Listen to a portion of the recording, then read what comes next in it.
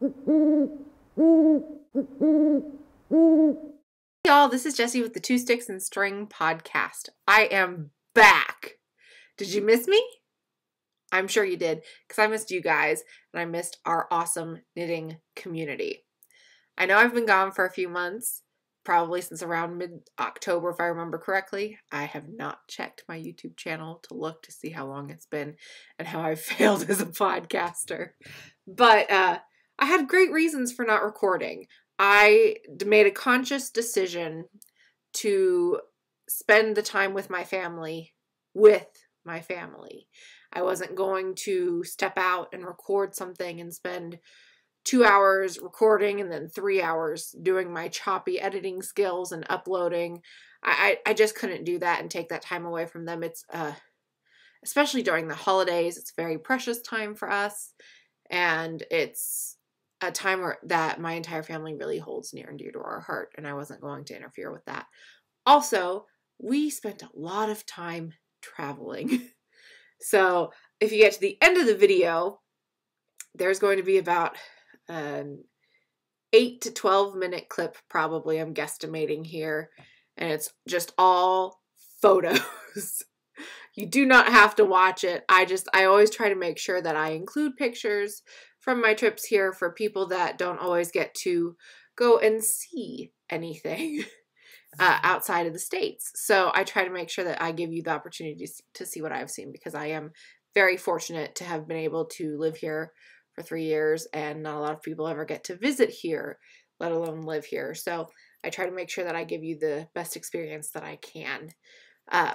If you are looking for me, you can find me on Instagram as Army Wife Knitting Life. You can find me on Ravelry as Army Wife Knit Life, because Ravelry is against having so many characters in your username, so I had to chop it down a bit.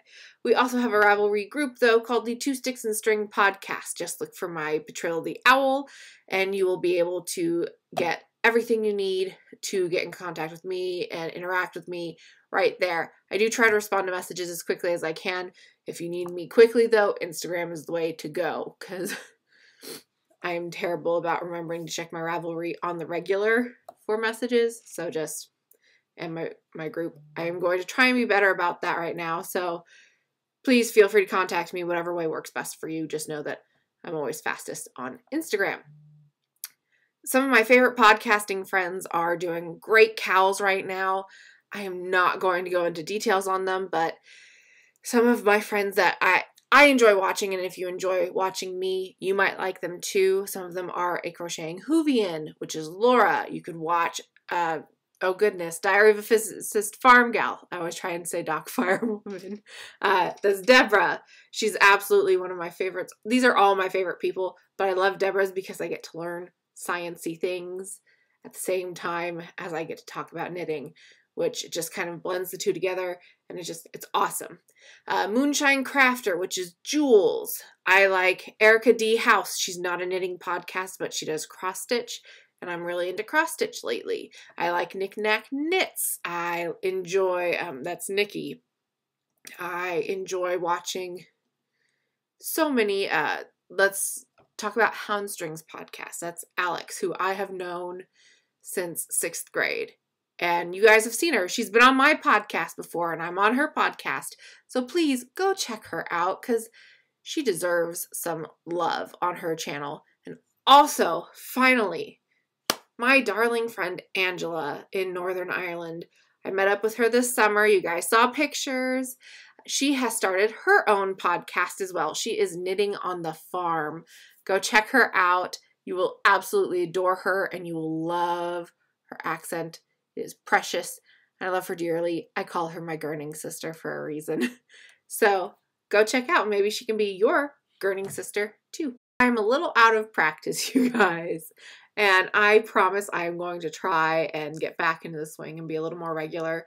I will let you guys know I am moving within the next few months. And so I want to know, before I get into the podcasting thing and discussing about my foes and whips, my acquisitions, I want to get this question out here. You can think about it while watching and just let me know your thoughts. We are officially moving. Our time in Germany has come to a close. we are set to return to the States by July. I will be there earlier because I am going to go to a BTS concert. Woohoo! Provided they don't cancel it because coronavirus. But I'm going to be there in June. It was my birthday gift from the Hubs. I'm going to go see it with Corinne of Hawari Bazaar Yarn Co. And I'm really excited about that. But point is, we are moving back to the States. And a big part of my podcast, I feel, that makes me unique is being able to share my European adventures with you. And so I want to know, do you guys want me to continue to talk about adventures that I do stateside? Is it something that you're okay with me dropping? I was very nervous when I found out we're going back to the States because I felt like I'm going to lose my subscribers because I don't have that special factor anymore. And I know some of you guys are my friends and you'll always watch, but it made me very nervous at the idea of losing this aspect of the podcast. So let me know. Do you think I should continue it and find unique things about where we're going? Do you think that we should just continue to talk about different cultural things? Should I keep, I don't want to say teaching, sharing information about German culture with you, since that's European culture I'm most familiar with at this point? Should I just not worry about travel and culture? Or what do you think? Just to let you guys know, I said we're leaving. We're going to the States. We are going to be in Fort Bragg, North Carolina. So it's a little funny for us that we left the States to come here from South Carolina. Now we're going back and we're going to just go one state up, which is really nice. For a long time, we thought that we were going to be going to Korea, and I was very excited and nervous at the same time to go, but turns out, don't have to worry about it. I'm going to be back in the States. I'm going to be 10 hours from my parents. I am very excited about that. When we found out we were going to the States again, the first things that came into my head, just so you guys know, the things that as an American I miss most being over here in Europe. I said, I am so excited to be in the land of free refills, air conditioning, and Mexican food. Because you don't get these things here. So I'm very excited to be back in the States. I'm very excited to have an easier time talking to my friends and family. I am very excited to be back home, as much as home can be anywhere when you move every few years. But at the same time, I am sad to leave Germany. I don't want anyone to misconstrue that. I am very sad to leave here. I'm devastated. We really wanted to stay here another year or two, but it wasn't in the cards for us. The Army needs us elsewhere. And that's okay, because we're going to a great new unit, and it's really going to help my husband expand on his skills and be able to be more marketable when we are out of the Army one day. So I'm very excited about it. I'm trying to keep positive about it, and just know that I am very happy and grateful to have had these 3 years here, and I'm excited to share more with you in the future. With that said, if you are in the North Carolina area or nearby, or you know of things that happen there, message me and let me know. I would love to meet up with you guys if you're close by. And as a heads up, close by for me is anywhere within like a 10-hour drive, where there's an airport like 2 hours away from my house. Well, from the city, because we don't have a house yet. But I grew up in a car, so a long road trip is not an issue for me. But so I decided to put that out here. This episode is going to be a little choppy because I am out of practice. I have to get everything put back together and get back in the habit. And I have like 7 different conversations going on my phone with movers, packers, and just people in general that I'm waiting to hear back from. So if things seem short or I have a more abrupt ending on one of the segments, it's because I'm dealing with that. So it was either I have shorter, choppy segments, or I don't have a podcast episode right now. So I figured it had been long enough. I needed to come back on. So until next time, where you will be seeing all of my foes, and I know you can already see one, I will talk to you in a second. So we have my finished objects. First off, as mentioned in the previous segment, I'm wearing one. It is The Shift by Andrea Mowry. I just finished it yesterday, so there are not ends woven in, and come on. If you guys know me and have been watching for any amount of time, you should have known that there weren't going to be ends woven in. I just hide those suckers where I can. This is what it looks like. It is a bandana type cowl. I used yarn called for in the pattern. I used the Shipwrecked Sheep Dyed in the Wool in Melancholia, in Dead Reckoning, and Castaway, I believe. So Melancholia is the deeper tealish colors. Dead Reckoning is the brown. And then you have a really light colorway called Castaway, and it's blues and purples and teals. It's a beautiful colorway. I will say, honestly, I did not enjoy knitting with the yarn, but seeing it blocked out and finished, it's absolutely stunning. It blocked so nicely, evened it out. I will say the reason I did not enjoy working with it is because it is a mill yarn, which is fine. It kind of mimics hand spun. And so it has those slubby parts, which, you know, getting into it, that's what you're going to be dealing with.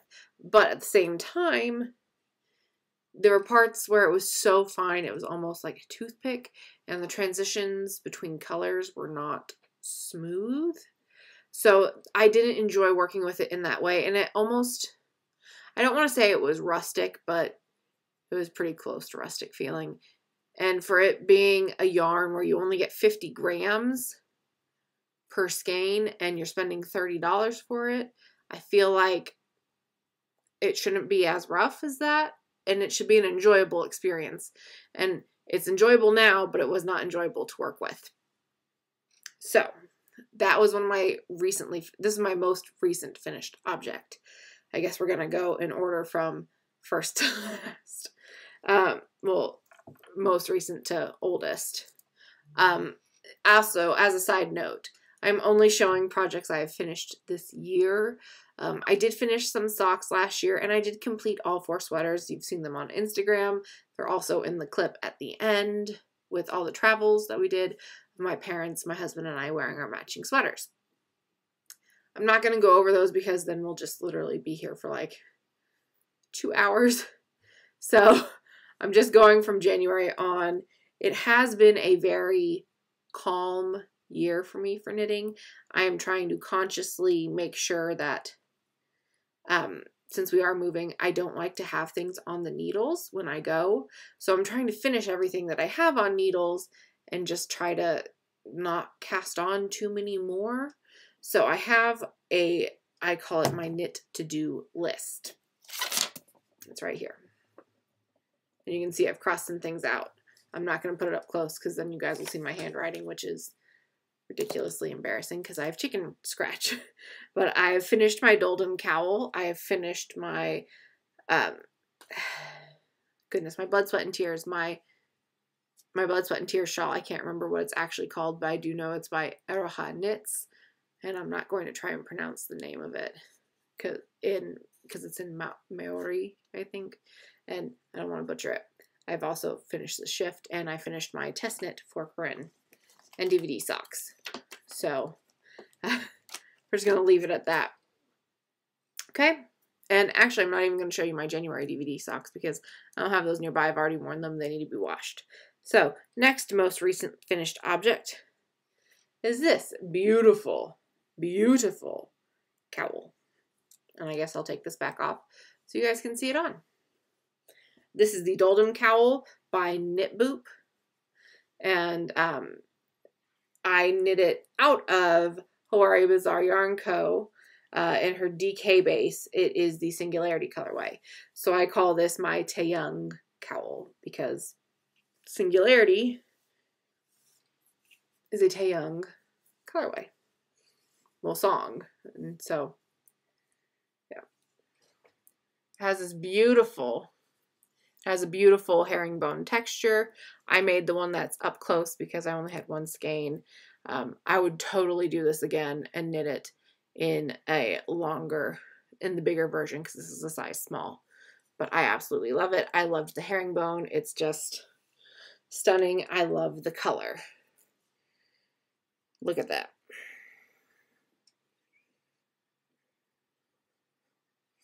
Just beautiful. Absolutely beautiful.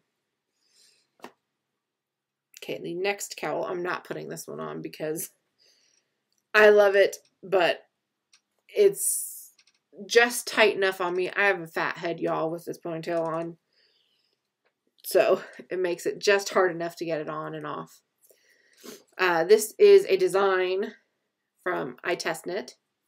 Actually, no, I lied. I did not finish that first. What I finished before that, after that, because we're going backwards, is my shawl. That is the Aroha Knits one. And it is in 2 different colors. The variegated you see here is Hawari Bazaar Yarn Co. Blood, Sweat, and Tears colorway, which was her December BTS colorway. And then the purple here is from Arkansas Yarn Co. and it's her Blackberry Margarita. I actually ended up, this was something I had cast on early in January because I wanted to complete it before the new BTS album was released on February 21st. I did finish it in time. However, I cut off 2 sections. I cut off 1 extra purple section and 1 extra variegated section. And I'm not mad that I did that because it's already a huge shawl. I, of course, have not woven in ends. But, I mean, you can see here, I'm not hurting for length on it. So, it's absolutely stunning. I had so much fun knitting it, and the colors were just absolutely perfect. I have a feeling I am going to be wearing this when I go to the BTS concert in June with Corinne because, A, it's her yarn, and I think it's awesome, and I think she would appreciate seeing her yarn colorway out in the wild, and it's all BTS themed shawl, so why shouldn't I wear it to the BTS concert? In case you guys did not know yet, for some magical reason, since we last recorded, I have absolutely fallen head over heels in love with K-pop group BTS. I'm not ashamed of it. I enjoy the music. It's great beats, it's great meaning, and I am a firm believer in language doesn't matter when it comes to music because the emotions behind it should be speaking to you, not the words help, but you should be able to feel the song regardless of what language they're speaking in. And I feel that I pick up their emotions and thoughts listening to their music without understanding Korean. So I absolutely love them. I am more than happy to talk to people about them. I will spend hours talking about them if I could. But I don't want to bore y'all.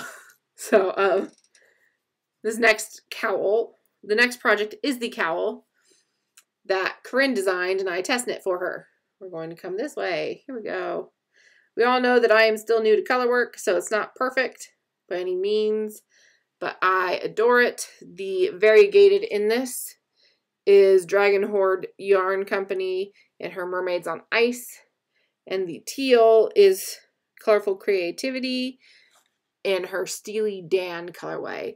It's technically called the Paper Hearts cowl, but I call it the Uwu My Heartu cowl because uwu is it's an expression going like, oh, how cute. It's the facial expression you make is uwu when you're talking to K-pop fans.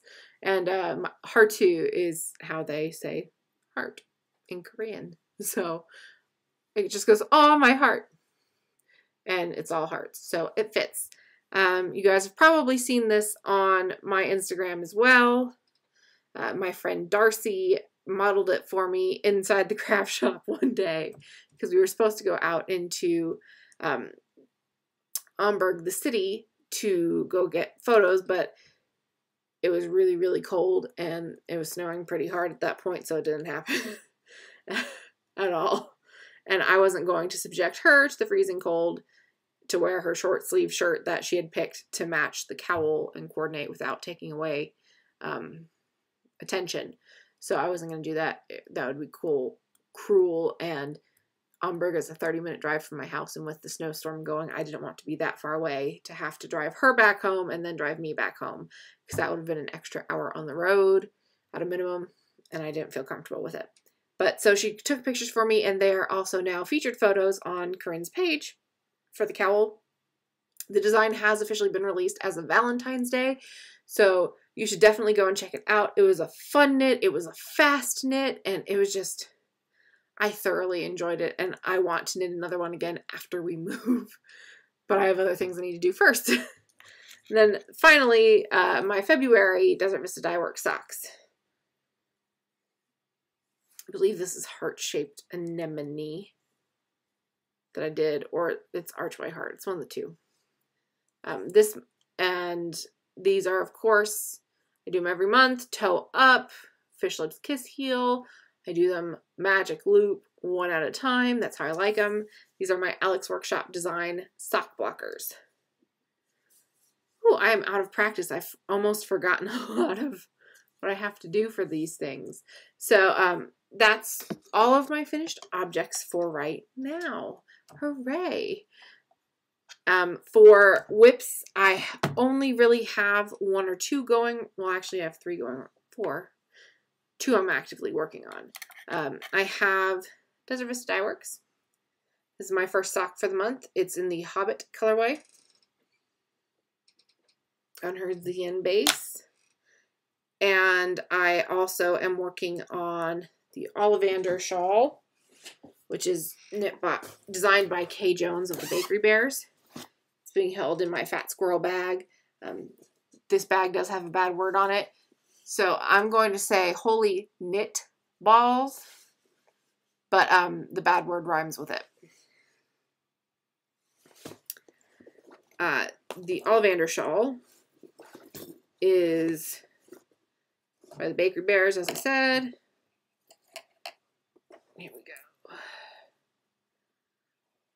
I haven't really worked on it too much because this is a nice I can travel with it project.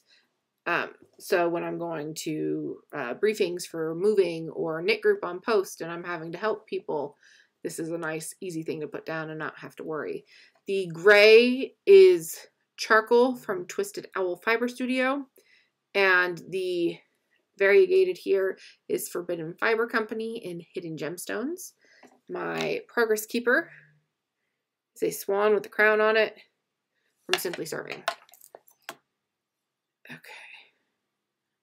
Ooh, I just got like 7 messages, so sorry about that. Goodness. But so that is the Hidden Gemstones all up close. And the charcoal. I bought these in 2018 when I was back in California, when I went with my friend Alex to her local yarn shop, Yarning for You in San Marcos. I'm knitting these on ChiaoGoo size 6, and I think I chose a random cable length, but in case you're interested, it's the 30-inch.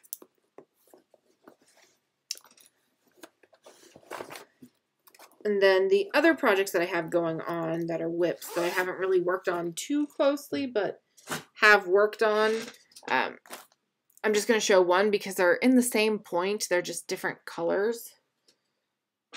And that is Sweater Bodies. This is a navy color, you guys. I know you can't really see it very well. It looks kind of black. It's not. It is navy, I promise. These are Sweater Bodies for me from the Heart on My Sleeve collection book, because I said a long time ago when I bought the book that I wanted to knit my way through it. So I have this blue one that is going to be a bright heart, and I have one in the Knit Picks Caviar colorway that's going to be an iron sides or iron heart. I call it iron sides. Iron heart. This is also a Knit Picks Capra DK. So both are the same yarn, just different colorways.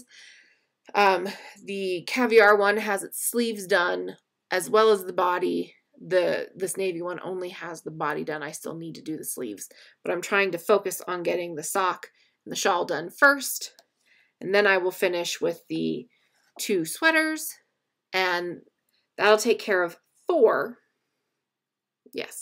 3 of the projects on my knit to-do list, because I don't include Desert Vista Dye Works socks on the list. So after that, I only have 2 projects left that I will want to finish and complete before moving, and that is a Saturday morning sweater, which is designed by Tristan of Dragon Horde Yarn, and I want to reknit the City of Jasmine cowl, which is a Hawari Bazaar Yarn Co. cowl, because I test knit that one for her as well, but my color work on it was horrendous, and so it's way too tight at the bottom, so I can't slip it over my head. So that's all for my faux, my whips, and future crafting. Guys, so as you know, I have been trying to stash down for the past year. That is still continuing, so my yoo-hoo big stash blowout is still going on until May 1st. Also, I forgot to mention this at the beginning, I am no longer doing the Harry Potter Back to Hogwarts themed knit along with Laura. She canceled her end and I canceled my end. It's just, I can't handle moving the stash down, going overseas and everything. I can't handle quite so much all at once. I took on a little too much on my plate. I apologize. People that earned prizes will be getting prizes. I have not had brain space to contemplate it lately, and for that I am so sincerely sorry. I will be getting in touch with you probably this week, now that I am finally recording the podcast, to get your addresses and for the physical prizes, and if there was a pattern prize awarded, I have to look. I will go through your wish list and let you pick one. So, acquisitions. I really don't have too many right now. You saw the swan charm on my Ollivander shawl. My DVD sock has this little strawberry pudding from Simply Serving. And then I also got a frost bunny from Simply Serving. He sparkles. It's a little hard to see in the light, but he sparkles, just trust me. Most of this yarn, I've also discussed how when I am going through my year, I try to focus on a specific indie dyer that I get a bunch of their yarn from, and I of course buy it from other places as well, but like that's my main focus. This year, you're going to notice my focus is Hawari Bazaar Yarn Co. So just as a heads up, I do have one skein of yarn that is not from her though, and that is the Desert Vista Dye Works exclusive colorway for completing last year's monthly club. It is called Sonoran Sunset, which is beautiful. And then everything else that you're going to see is from Corinne, because she's my friend and I love her, and she has invaded my life and I don't want her to leave. She can just take over. It's fine. So she is doing also, yeah, all of this is BTS colorways too.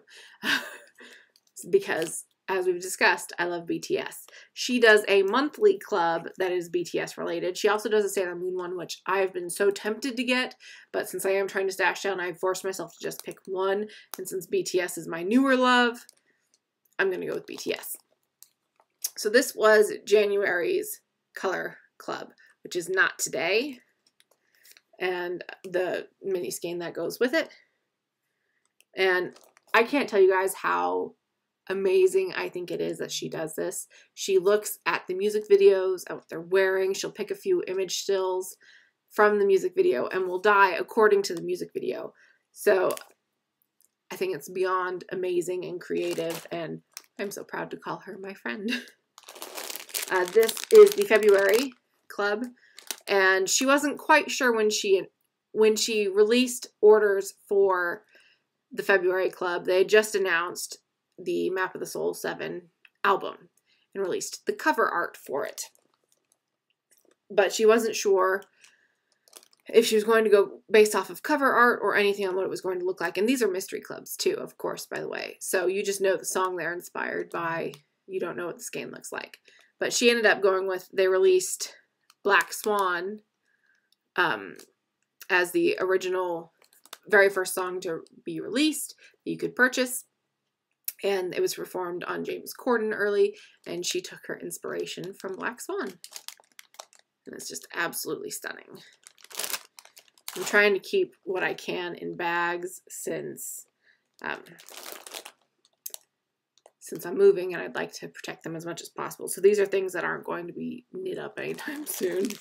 I also ordered the Love Yourself Answer mini set collection. So this is one of the BTS albums, and she took all the songs from the album that she has dyed colorways for and put them together in a mini set, and their names are here at the bottom. I now own most of these somewhere on some base. I mean, most of them. Not all of them, but I am getting there. Like, I don't have You Can Call Me Artist yet, which is this one, because oranges aren't really my thing. I don't have Airplane in anything, which is funny because I love green. I just don't use it a lot. Green's my favorite color. I just don't use it a lot. Other than that, I don't have DNA, which is the blue one here. And I don't have Serendipity elsewhere. I might have Magic Shop. I'm not 100% sure on it though. But yeah, so mini skeins. And then I was a little indulgent. I got a Sweaters Quantity Singularity from her on her Nova sock base. So it's a 75-25. And it's the same colorway as the cowl.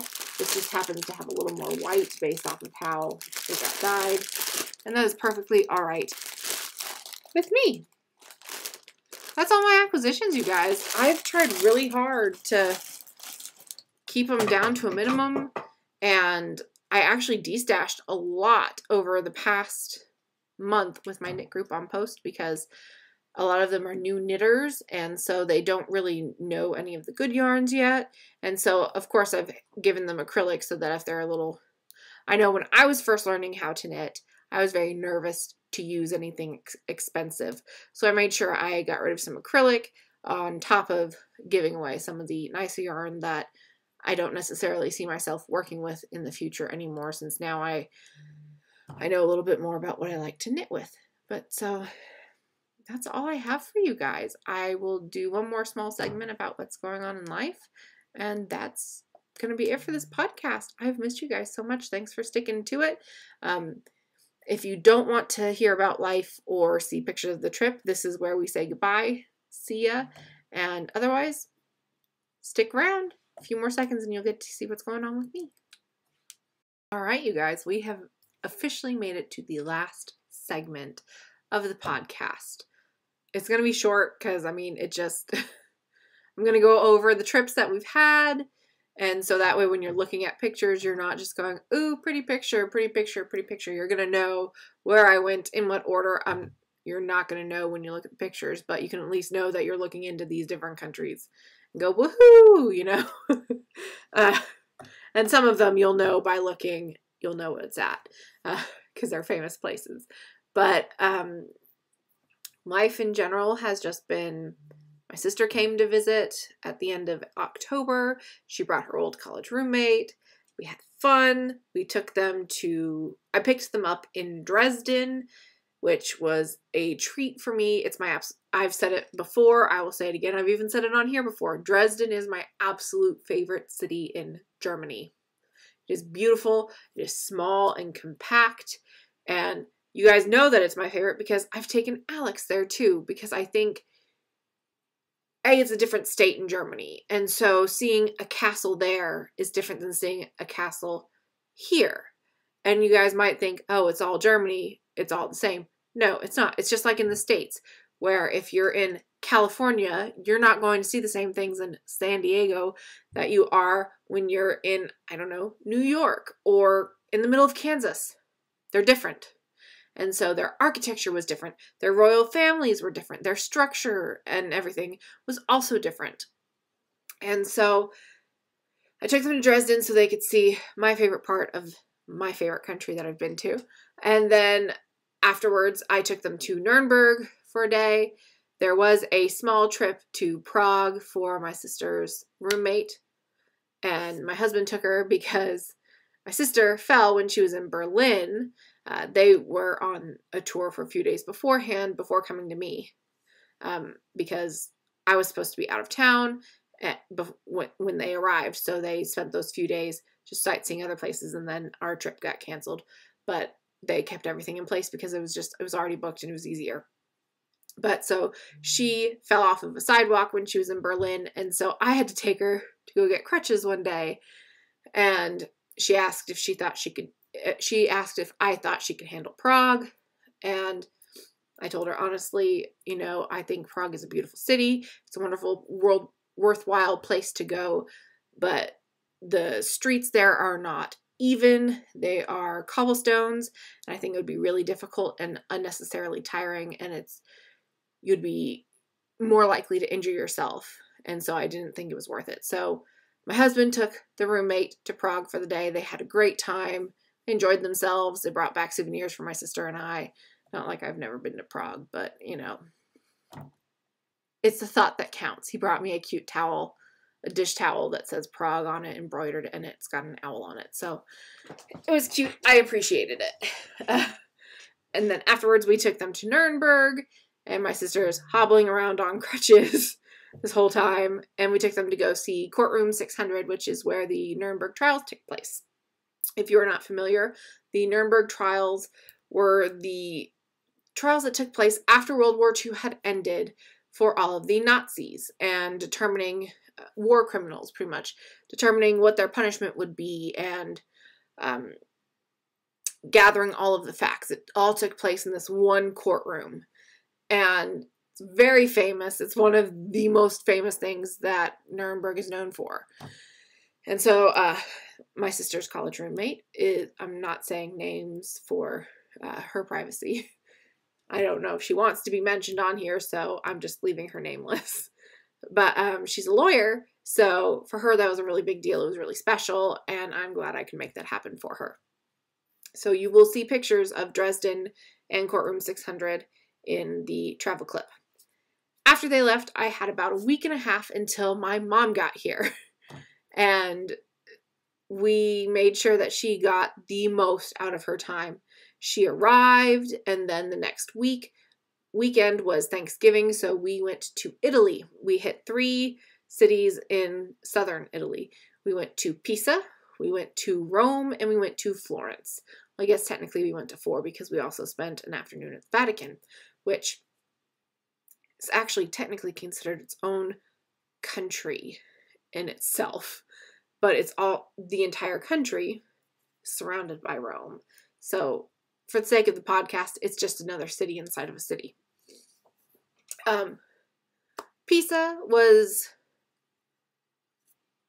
kind of a letdown. I think you think that you're going to get more out of Pisa than you actually get, because everyone hears of the Leaning Tower of Pisa. It's not that tall. It's maybe a few hundred feet in the air. It's not imposing or anything. And that's also kind of the only thing to see in the town. So when we had spent all night on the bus getting there, we woke up, we arrived in Pisa at 8 a.m. We as a tour group left by 10:30 because we'd seen everything there was to see in the city. And we'd even had some cioccolata caldi, which I believe I spoke about 2 years ago when we went to our first trip in Italy for Venice, Verona, and Riva del Garda. Cioccolata caldi is pretty much hot chocolate. It's super thick and creamy, and it's absolutely delicious. I adore it. But we even had time for a drink, and we were still trying to find ways to kill time until we could get on the bus and head to Rome. That's how little there is to do in Pisa. I'm glad I saw the Leaning Tower, but that's all there is to see there. So after that, we went to Rome. We spent 2.5 days there, and we could have easily spent another week there to see everything that Rome has to see. Our favorite places we saw the Papal Palace, is what it used to be called, and it's where the first popes would live back before the Vatican was built, and popes were from noble families at the time, or bishops, archbishops, vicars. I don't know how the Catholic system works, you guys. I'm so sorry.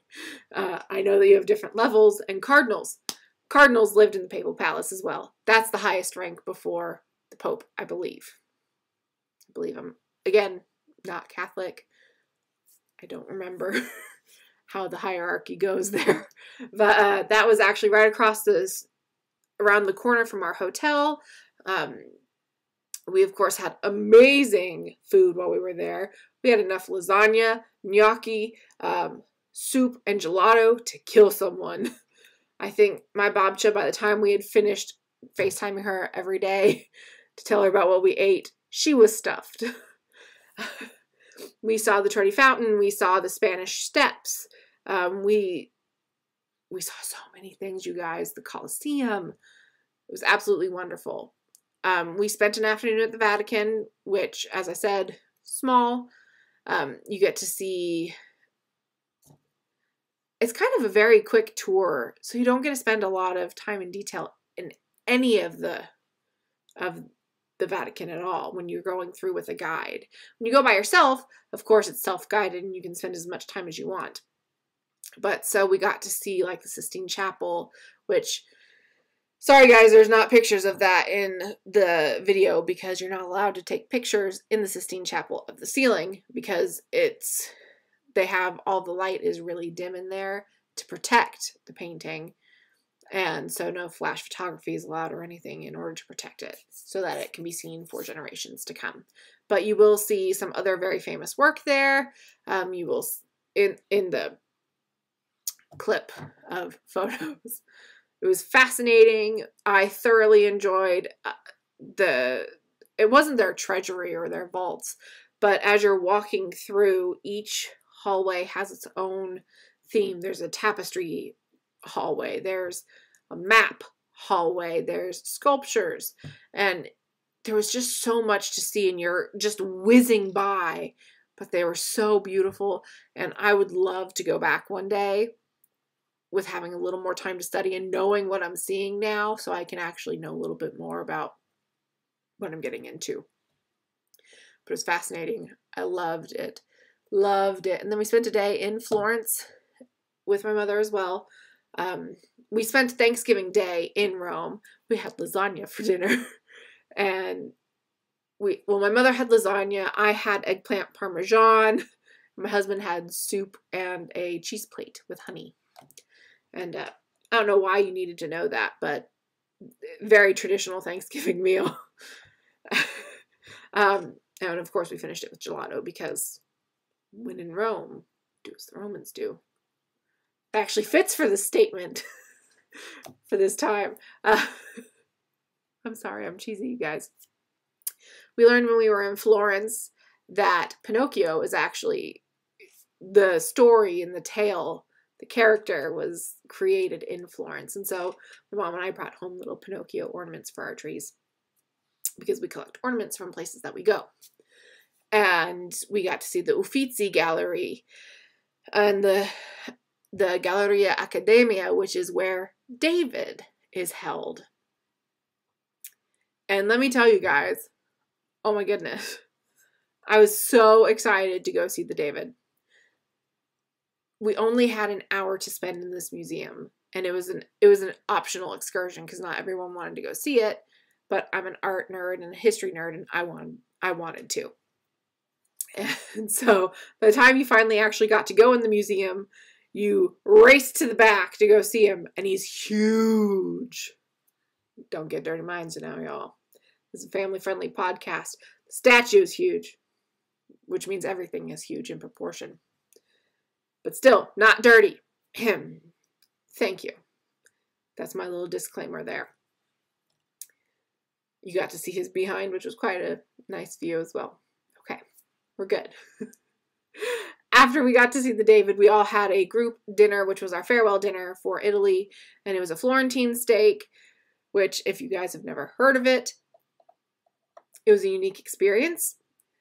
Apparently, Florentinians like to have their steak blue rare, I guess you could say. That's the only way I can explain it. You literally just take the slab of meat, char the outside, So, and then the inside is just raw as can be. It's not my thing. We didn't know that when we signed up for the dinner. So we ended up starving on the bus all the way back home to Germany. But it's okay. The next morning when they stopped for restrooms and breakfast, we had some snacks. And we always keep snacks with us on the bus anyway, so we just made do. I have a very sensitive stomach, so I wasn't about to eat a bunch of raw meat for being on a bus for 18 hours. It's not a good plan for me or my mother. Eric thoroughly enjoyed it, though. He ate it. He has an iron stomach and can eat anything. So he ate all of the meat for us. My mother and I split the salad and the potatoes and called it good. After we went to Italy, we took a day trip, my mother and I, to Leipzig for a Christmas market. And I got a Lichterbogen, or that's what we've always called them. It's a lighted arch, but the traditional German word for it is a Schweibogen. And I'd been wanting one before. I had wanted to get one before we left the country, and now I own two because I found another one that I absolutely love later on. But this was the first one I bought, and I'm very excited about it. It's still in its box. I didn't put it out for Christmas or anything because I wanted it to stay nice and safe for our move. We didn't see any of the city, though, in Leipzig. We shopped, and we ate, and we ate, and we shopped. And apologies, got a message on Instagram, so I'm FaceTiming with someone later, so I wanted to make sure it wasn't them saying they're ready. We're good. We still have a few more minutes. But it was absolutely amazing. We had Kartoffelpuffer, which is like shredded hash browns that you can get in the States. They're fried with so much butter you could clog an artery just looking at it. And then they either put like applesauce on top or like a berry compote, sour cream. We just added salt to it. It was absolutely amazing. We also had bubble waffles while we were there. And we had chicken schnitzel for lunches. We had gelato again. But I mean, it was just a day. Eric had to work, so it wasn't a big deal. But we had fun. After Leipzig, we had a tour, a day trip to Bruges, Belgium. I've been before with my grandparents, but neither Eric nor my mother had been. And of course, this is all very exciting for her because she's never been anywhere in Europe other than Czech Republic and Germany and England. And she's been to the airport in Amsterdam twice now. She's super excited about that. But it's a city that's known for all of the beautiful swans everywhere.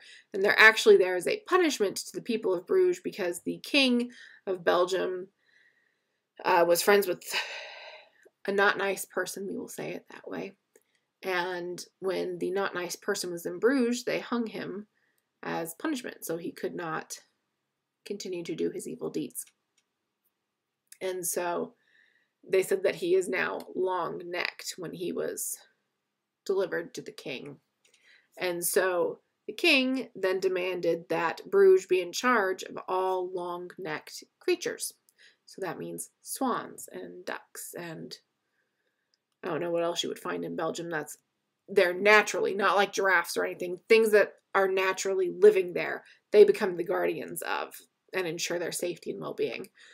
So all of the ponds in Bruges are filled with swans, and they're absolutely beautiful to watch swimming. But for the Belgians, nowadays it's nothing, but a few generations ago, it was still sort of a reminder of what they had done. And I mean, this happened a long, long time ago, like in the 1400s. But still, I mean, you remember what happens in your city.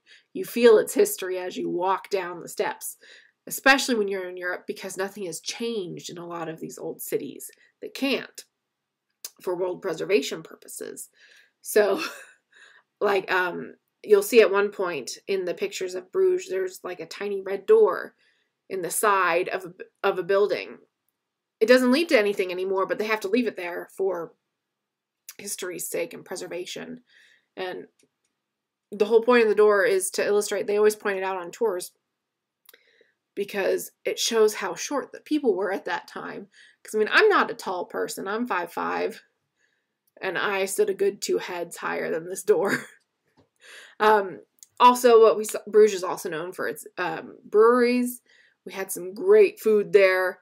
But, again, we were mostly in the city for a Christmas market. So we had a short tour in the morning. We got there before the sun even rose. And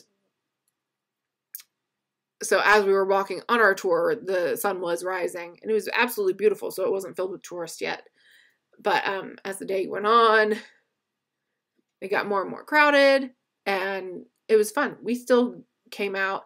I bought an amazing scarf, and I wear it everywhere now. It's super soft and super warm. We went to a museum and saw how Bruges has changed over the years. We did some serious shopping, though, y'all. I'm not gonna lie. I bought yarn while I was there.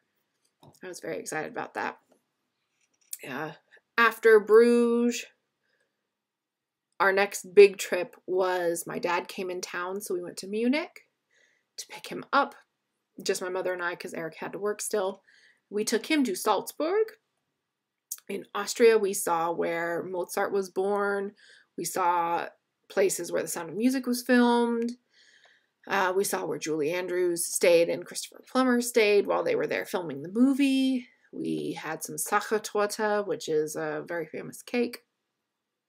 We had a Mozart ball, which is, it's like a truffle, and it's got a pistachio in the middle and a nut, and I didn't eat it. Nuts and chocolate are not my thing, but my dad ate it for sure. My mom had a bite. And they enjoyed it. It wasn't a big deal. We had some, I can't think of what it's called. In German, in Austria, they speak Germany too. They speak Germany. They speak German as well. But, of course, dialects change words. And so, in Germany, in Bavaria, I had what would have been called Käsespätzle, but, which is cheese spätzle. I can't remember. I think it was Knusper. No, because that's crunchy cheese. Anyways, it was absolutely delicious. It's like a German mac and cheese, because Spätzle is like a dumpling in a way, or a noodle. And they bake it with cheese and add some crunchy fried onions on top, and oh, it was so good. We spent just the day in Salzburg. We went shopping again, because you have to hit the Christmas markets at Christmas. It's just what you do. Both of my parents tried Glühwein for the first time. They absolutely hated it, which made my heart so sad, because I adore Glühwein, and I'm going to miss it when we're gone. But I can make it my own. Glühwein is a mulled wine. It's served hot. It's absolutely delicious.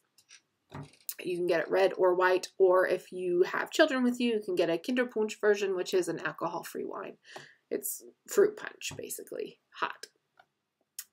After Salzburg, we spent a day taking my dad around Munich, and then we also went to the Christmas markets there, of course. He has not come to visit since we moved here. So him coming to Germany was a very exciting thing. He took German when he was in school, so he got to practice his language skills a little bit, but mostly they relied on my German skills, which are also mostly non-existent, but I knew more than either of them did. So that's what happened. Afterwards, we went back home, and then we started our Scandinavian trip. So we went to Copenhagen, we went to Gothenburg. You guys, I had to stop that because I had to sneeze, and I don't know how to pause on this setup because I bought a new computer. Yes, it's a MacBook desktop. So I also still have my MacBook Pro, but new computer. I'm still learning the kinks on it. So after Copenhagen, we went to Gothenburg, Sweden, and then we were in Oslo for Christmas. I absolutely adored Copenhagen. We went to go see The Little Mermaid. We had lunch at a TGI Fridays. Super American of us. I know. But we were all tired at that point, so we just wanted something. We knew how it was going to taste for the most part. We went to the Disney store. We went to the Christmas market. Sweden, we didn't really get to see much because we had a very leisurely morning in Copenhagen the next day after arriving. So we had free time until like 11 or 12 in the afternoon, and we drove to Gothenburg. We got there at 3 or 4, and the sun was already setting. So by the time it was time for our little city tour, which is all on the bus, it was already kind of dark. And so all we did when we were there was we went to the Hard Rock Cafe, again, super American, and we went to a grocery store there, excuse me, because we didn't know what meals were going to be like on Christmas Day for lunch. And there was a guided tour that my dad and my husband were going to go on, but my mom and I were staying behind because we were going to a bunch of different Viking ships, which might be interesting for some people. Not for us. We sat at the hotel and we knitted. But so we needed something for lunch that day. So we went to the Swedish grocery store knowing it would be open, and we couldn't guarantee anything would be open on Christmas Eve or Christmas Day. So we went there. We found the best chocolate on the planet. If you ever are interested and want to try it, the brand is called Marabou, Marabou. You can buy this in the States, you guys. It's totally worth it. And we got their salted mandeln, which is a salted almond chocolate. Now I know, like 5 minutes ago, I said I don't like to have nuts in my chocolate or my candy. This is the exception. It's amazing. Absolutely amazing. So good. Okay. We got that across. Good. So we grabbed some of that chocolate, and then we just went back to the hotel, and the next morning we woke up early. We drove to Oslo. So we really, truly did not get to see much in Sweden. That kind of made me sad, but I was in the homeland of ABBA. As I crossed the border into Sweden, I was listening to Waterloo because I'm a nerd. Oslo, we spent a day. We got to go see the palaces. We got to see the opera house and went on a fjord cruise. We had an absolutely amazing time, and Norway is so beautiful. I am not an outdoorsy person by any means, but I could see myself spending every day outside in Oslo. It was beautiful. They also have the Nobel Peace Prize that's awarded in Oslo, and so we checked out that museum quickly. But that's kind of all I have to share with you guys today. So think about the question and what you want me to do for when we are back in the States. And until then, do what makes your heart sing. For me, that's 2 sticks and a string. See ya.